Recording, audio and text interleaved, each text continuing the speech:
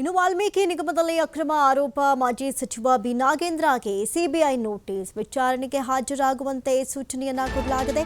ನಿನ್ನೆ ಸಂಜೆ ನೋಟಿಸ್ ಅನ್ನ ಕೊಟ್ಟಿದ್ದಾರೆ ಸಿಬಿಐ. ಬಂಧನದ ಭೀತಿಯಲ್ಲಿ ಸದ್ಯಕ್ಕೆ ಮಾಜಿ ಸಚಿವ ನಾಗೇಂದ್ರ ಇರುವಂತದ್ದು. ವಾಲ್ಮೀಕಿ ನಿಗಮದಲ್ಲಿ ಅಕ್ರಮ ಆರೋಪ ಜೊತೆಗೆ ಮಾಜಿ ಸಚಿವ ಬಿ ನಾಗೇಂದ್ರಗೆ ಒಂದು ಕಡೆ ಸಿಬಿಐ ನೋಟಿಸ್ ಅನ್ನ ಜಾರಿ ಮಾಡಲಾಗಿದೆ. ವಿಚಾರಣೆಗೆ ಹಾಜರಾಗುವಂತೆ ಈಗಾಗಲೇ ಸಿಬಿಐ ಸೂಚನೆಯನ್ನ ಕೊಟ್ಟಿದೆ. ನಿನ್ನೆ ಸಂಜೆಯೇ ನೋಟಿಸ್ ಅನ್ನ ಸಿಬಿಐ ಕೊಟ್ಟಿರುವಂಥದ್ದು. ಸದ್ಯಕ್ಕೆ ಬಂಧನ ಭೀತಿಯಲ್ಲಿ ಮಾಜಿ ಸಚಿವ ನಾಗೇಂದ್ರ ಇದ್ದಾರೆ.